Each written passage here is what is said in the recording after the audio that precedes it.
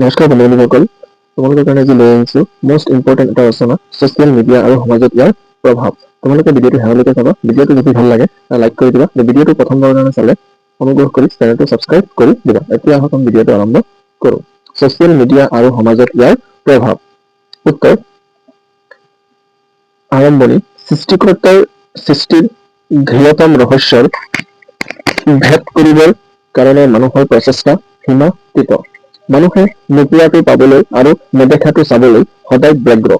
সেয়ে মানুহ প্ৰকৃতিৰ বুকুত সৰ্বস্ব উদ্ঘাটন কৰি মন দিহেৰে আগুৱাই যাবলৈ অহৰহ প্ৰচেষ্টা চলাই আছে। আৰু মানুহেই যে সকলো জীৱৰ ভিতৰত শ্ৰেষ্ঠ তাক পদে পদে প্ৰতিপন্ন কৰি আহিছে। জুই আৰু লি আৱিষ্কাৰ হোৱাৰ দিন ধৰি বৰ্তমানলৈকে মানুহৰ দ্বাৰা সৃষ্ট বা আৱিষ্কৃত সামগ্ৰীৰ অন্তহীন সংজ্ঞা। এই সকলো আৱিষ্কাৰৰ মূলতেই হৈছে বিজ্ঞানৰ অৱদান আৰু সেই সকলোবোৰ মন পৰীক্ষা নিৰীক্ষাৰে ফচল। এনে ফচলৰ এবিধ নৱতম সংযোজন হৈছে ছ'চিয়েল মিডিয়া। ছ'চিয়েল মিডিয়াৰ জৰিয়তে অতি কম সময়ৰ ভিতৰতে বিশ্বৰ বিভিন্ন প্ৰান্তৰ মানুহৰ লগত যোগাযোগ স্থাপন কৰিব পাৰি। বিভিন্ন বাৰ্তা খবৰ পাব পাৰি। ছ'চিয়েল মিডিয়া কি?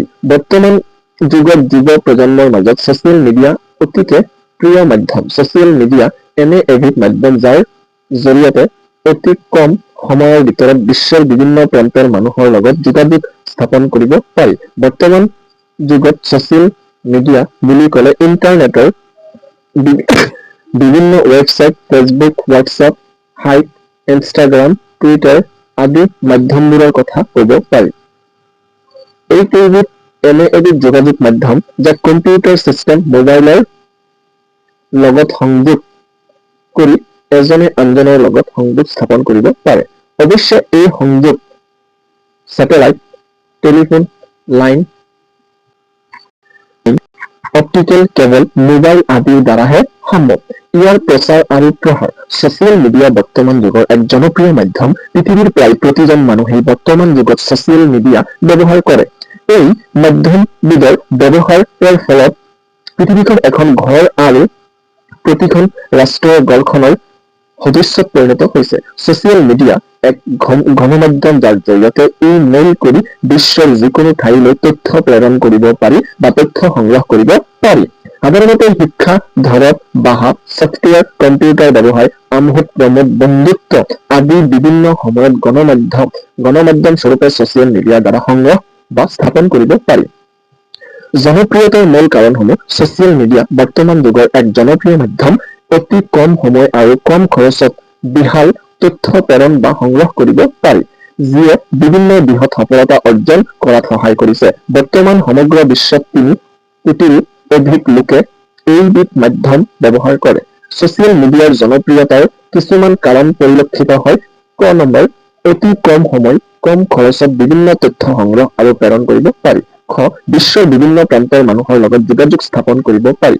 গ, বিশ্বৰ বিভিন্ন প্ৰান্তৰ খবৰ সংগ্ৰহ, চিঠি-পত্ৰৰ আদান-প্ৰদান, ব্যৱসায় সম্বন্ধীয় আলোচনা, বিভিন্ন বিনোদন, কম্পিউটাৰ গেম, শিক্ষা তথা বৈজ্ঞানিক গৱেষণা পত্ৰ সংগ্ৰহ আৰু অধ্যয়ন আদি দৈনন্দিন ব্যৱহাৰ কৰা হয়।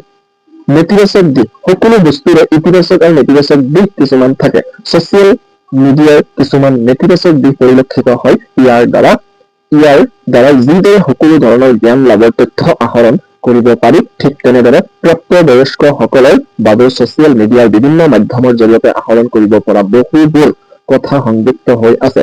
বহু ছাত্ৰ-ছাত্ৰীয়ে প্ৰাপ্তবয়স্কৰ বাবে থকা ইণ্টাৰনেটৰ বিভিন্ন ৱেবছাইটৰ পৰা ক্ষতিগ্ৰস্ত নোহোৱাকৈ থকা নাই। বহুতো আকৌ অপ্ৰয়োজনীয় ইমেইল, মেছেজ, ভিডিঅ' আদি প্ৰেৰণ কৰি সময় নষ্ট কৰে।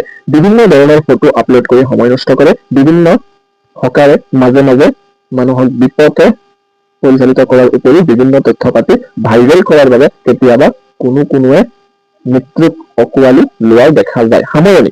বৰ্তমান পৃথিৱীৰ প্ৰায় সকলো লোকৰ দৰে আমাৰ ভাৰতবৰ্ষতো ছ'চিয়েল মিডিয়া এক সহজলভ্য আৰু সুলভ মাধ্যম হৈ পৰিছে। উল্লেখযোগ্য যে ছ'চিয়েল মিডিয়াই বিশ্বৰ দূৰ-দূৰণিৰ সৰু-বৰ সকলো প্ৰান্তৰক সংযোগ ঘটাই বিশাল পৃথিৱীখনক নিচেই সংকুচিত কৰি পেলাইছে। ছ'চিয়েল মিডিয়াৰ ঋণাত্মক দিশবোৰ ত্যাগ কৰি ধনাত্মক দিশবোৰ গ্ৰহণ কৰিব পাৰিলে যুৱ প্ৰজন্মৰ লগতে এটা জাতি এখন ৰাষ্ট্ৰৰ মংগল সাধন হ'ব। ছাত্ৰ ছাত্ৰীসকল ভিডিঅ'টো ভাল লাগিলে লাইক কৰি দিবা।